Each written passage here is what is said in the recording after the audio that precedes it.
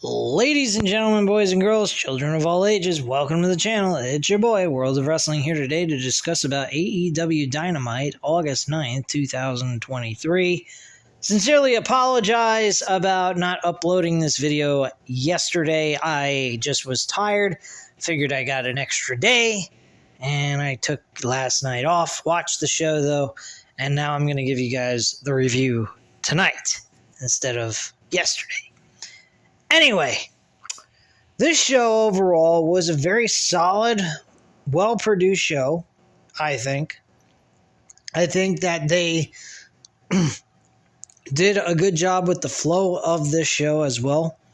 There was a lot of storylines being utilized in this episode, like Collision has been doing. Actually, Dynamite, this week's Dynamite actually was done a lot better in a long while. And better than what Collision's been doing. But still, at the end of the day, we are getting, we got a really good show out of this.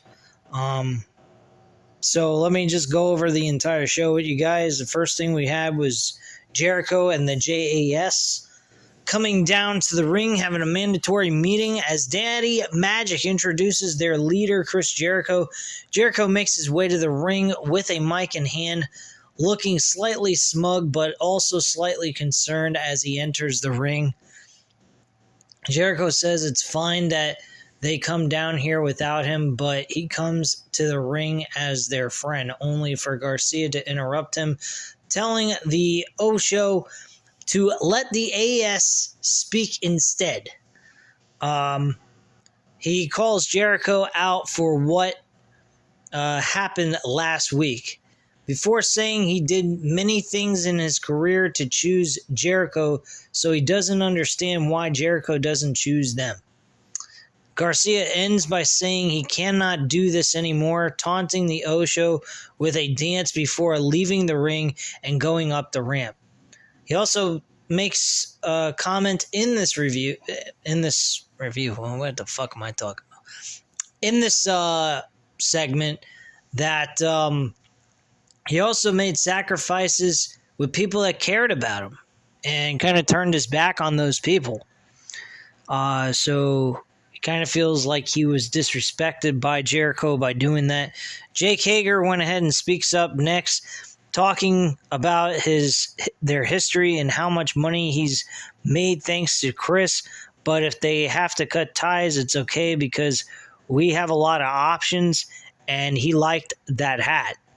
Everyone now knows Hager does not appreciate Jericho as he drops the mic and leaves the ring. Jericho speaks up now, talking about how proud he is of Anna Jay and Tay Conte, especially with Anna's upcoming title match tonight. Tay interjects, saying she used to be proud, but not anymore. She feels sick, and not because of the baby, before saying that she will go and have the baby, come back and become a champion without Jericho as well. Tay backs off as Anna Jay speaks up and saying tonight is about her and that she's learned from the best as she gets ready for an AEW Women's Championship bout, and it's not about appreciating Chris Jericho. Anna and Jay leave the ring as Cool Hand Angelo Parker speaks up, saying he doesn't want to stop being a sports entertainer. He stood by Jericho's side and fought many battles for him.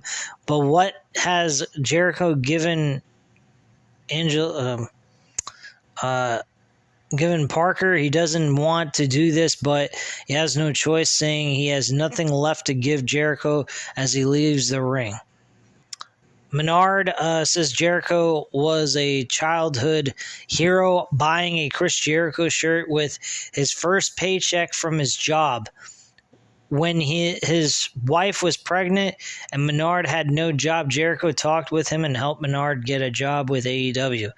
The past few months have been nothing but a dream, but it's never sat right with him why he came up with, like Eddie Kingston, hated Jericho's guts. Now he understands, and Menard drops the mic and leaves the ring. Very, very intense comments made by these guys. Hopefully they're just worked out comments. They're not actually shoots, like how they truly feel about Chris Jericho.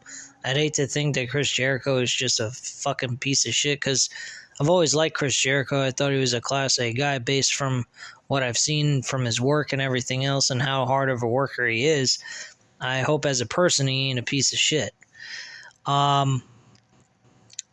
This leaves us with Jericho and Sammy Guevara in the ring, with Sammy slapping the mic out of Jericho's hand before running down how long he's been by his side. It's clear to Sammy that Jericho has stuff to sort out, and if Jericho changes his mind, maybe Sammy will be there for him. Sammy drops the mic, leaving the ring as he goes through the crowd, and we're left with a dejected Jericho in the ring as we go to a commercial break. Backstage, Jericho's intercepted by Callis about what happened just moments ago, and the Osho says he's made his decision and he'll make the announcement next week. I don't know what that would mean. Maybe there might be a swerve on Don Callis and he chooses his friends over Don Callis, or he just says, yeah, he's joining with Don Callis and sticking with him. I'm not sure.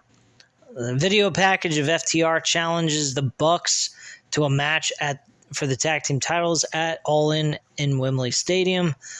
Back at ringside, the Young Bucks make their way to the ring, and we get a match with the Hardys and the Young Bucks. This was actually a very exciting matchup.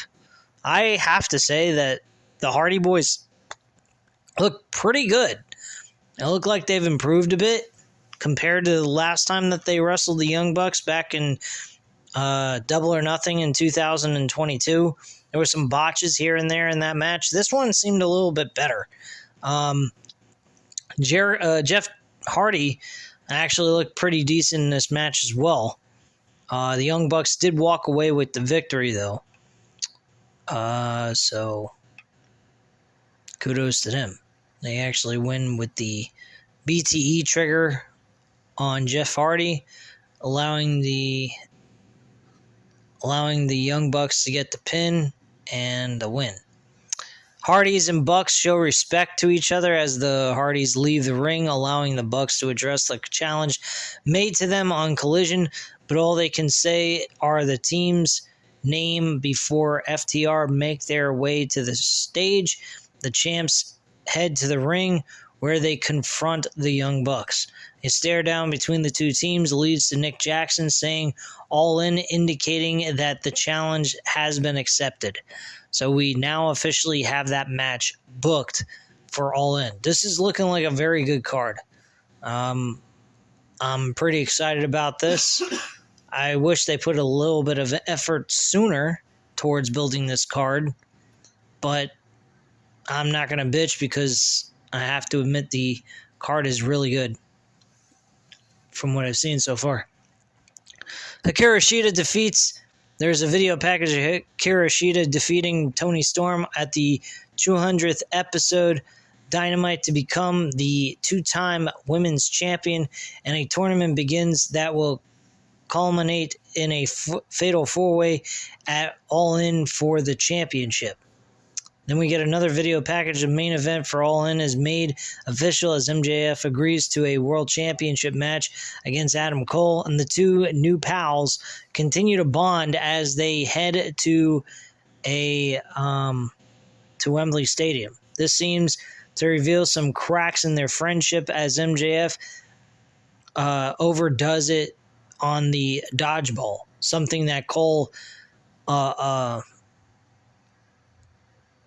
disagrees with him about before a little girl calls them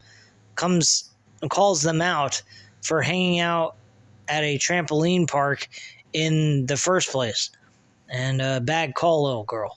Basically, the little girl gave them the bird, said they were nerds for coming into a trampoline park, and then Adam Cole gave him permission to take one of the dodgeballs and actually smash it into the kid's face, which I thought was fucking hilarious. Very funny segment. We get a rundown of Anything Goes match last week, followed by the parking lot fight on Rampage as things continue to heat up between the BCC and the Best Friends. Backstage, Mox talks down the Best Friends before focusing on the Lucha Brothers challenging them to a tag team match later tonight. Claudio then calls Pac out for turning his back on BCC at Blood and Guts before Yuta brings up the injury he's sustained and how he might miss All In as a result. Back at the ringside, we gear up for the FTW Rules match with the FTW Championship on the line, and we have Rob Van Dam going up against Jack Perry for the FTW Championship. This is actually not surprising in my book by Rob Van Dam. Rob Van Dam, being as old as he is, he's like in his 50s, I believe, and he's kind of out of shape. He was making all kinds of botches here and there throughout the entire matchup. He was trying to do that leap onto the top rope that he used to do all the time before he would connect with the frog splash, and quite a few times he was slipping. He did not look great in that match at all, in my personal opinion. I think he's lost a step or two, personally.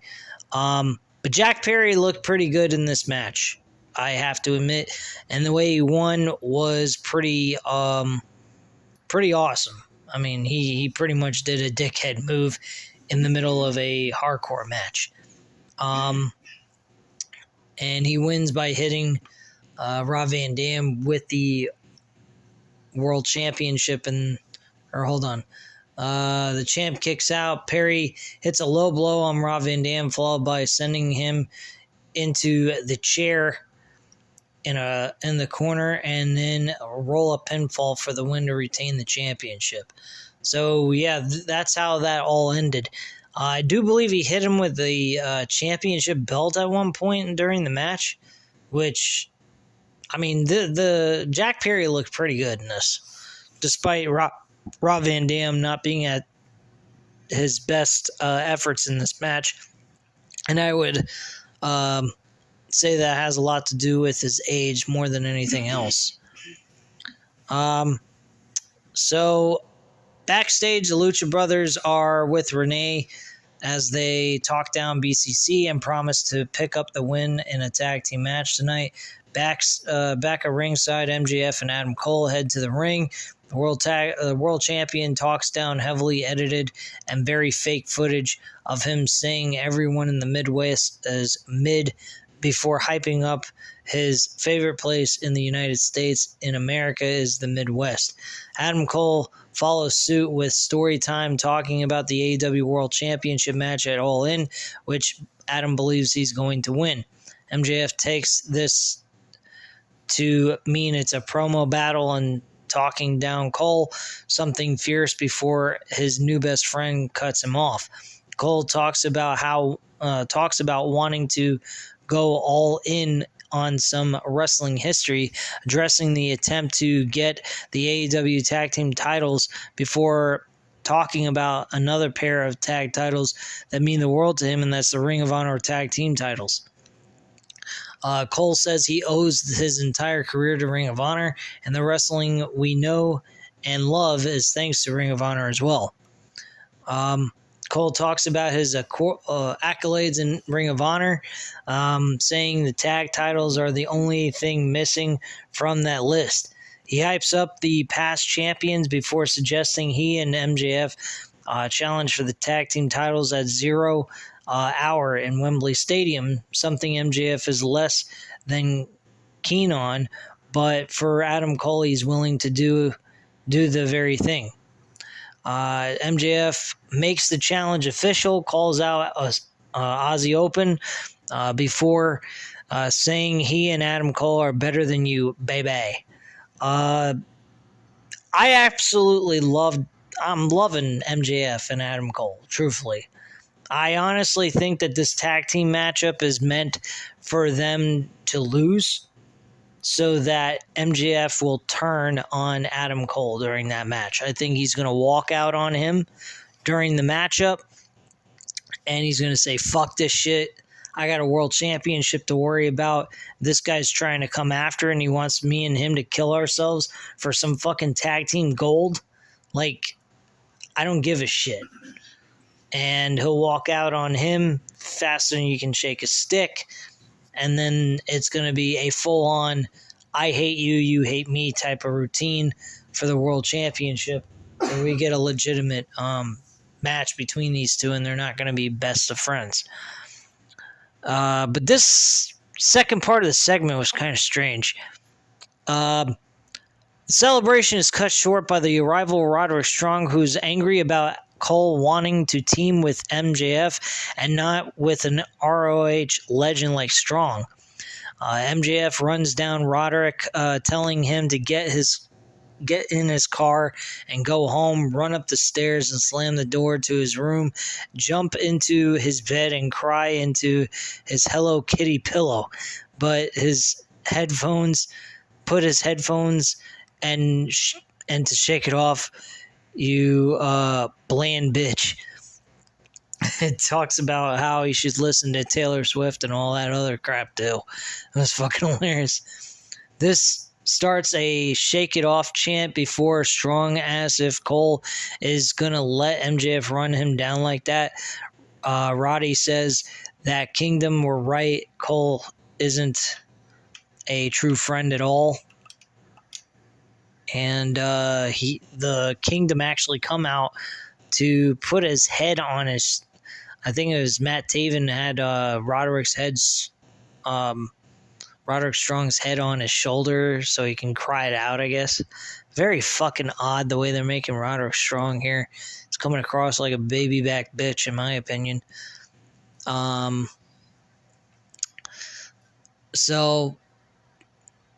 Yeah, Roddy says the Kingdom were right. Cole isn't really his friend after all. The Kingdom arrived to leave with Strong as Cole shouts at MJF, telling him Cole is friends with Strong as well. This ends the Cole backing down and apologizing before the two hug it out, with Cole heading out to check on Roddy as MJF poses with his world championship. Very strange situation here. There's another scenario that could happen, is that Roderick Strong interferes in the Adam Cole MJF world title match and fucks over Adam Cole out of the championship. That's a possibility. And MJF ends up winning and retaining the championship. That's a possibility that could happen. Back at ringside, Blackpool Combat Club make their way through the crowd for our next match as we go to picture-in-picture. We got Lucha Brothers in the Blackpool Combat Club consisting of Jon Moxley and Claudio Castagnoli. This was actually a really entertaining and fun matchup. The Blackpool Combat Club, though, do pick up the victory with MJF pulling off the mask of Penta to get a roll-up pinfall and a win. So clever little cheating maneuver there. The BCC attacked the Lucha Brothers after the match, with Claudio putting on Penta's mask to taunt him as the damage continues. BCC only stop after several officials come out, but the group retreats out of the ring with Claudio still holding onto Penta's mask as they go through the crowd to make their escape. Backstage, Marvez talks to Kenny Omega, but gets very little as Kenny Omega promises to address things in due time before walking off. He has an interview next week with Jim Ross to find out what specifically his deal is with All In and what he's gonna have, how is he gonna be involved with this show. So it should be interesting. I hope it's a good one. Maybe it'll be something to do with Will Ospreay, more than likely, I think.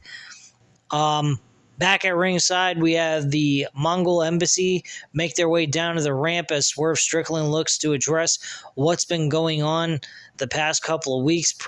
Prince Nana runs down the crowd before Swerve speaks up, saying last week they had to prove a point by going to Seattle and putting the fear of God into Nick Wayne.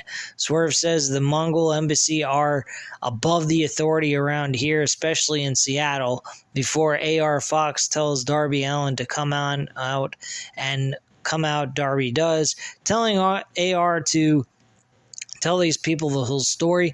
Darby says he tried to help him, tried harder than anybody, but then he had to leave. AR Fox got to AEW all by himself, so he wants to know if he's just mad that Darby put in the word for Nick Wayne, who was only 16 at the time. Darby says AR has some new friends, but that's okay because Darby has some friends of his own too, which brings out the darkness through the arena, and Sting is in the ring with Darby coming in as the Icon clears the ring of the embassy, and Swerve is left alone in the ring with Sting, who gets hit with a baseball bat.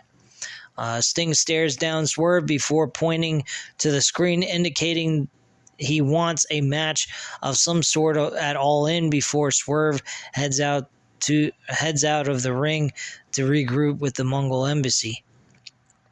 We get a rundown of what's to come this week between Rampage, Collision, and next week's Dynamite before getting a quick rundown of matches set for All In, including a tag team coffin match just announced after we saw moments ago. So we're going to see AR Fox and Swerve Strickland teaming together. So AR Fox is going to compete in front of 80,000 plus people in London.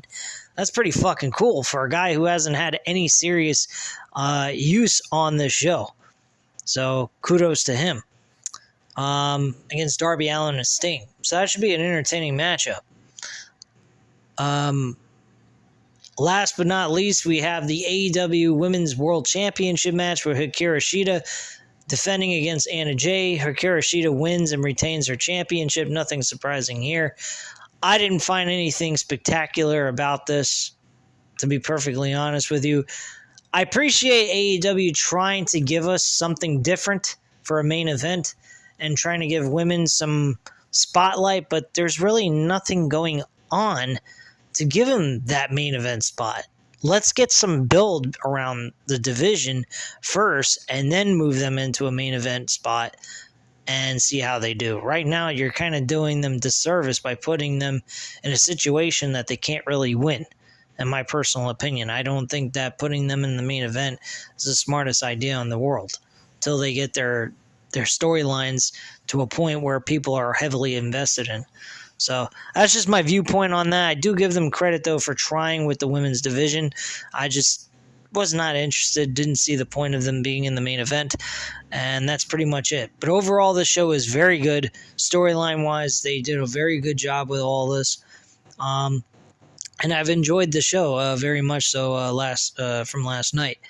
So anyway, guys, at this time, you know what to do. Hit the like button if you liked the video.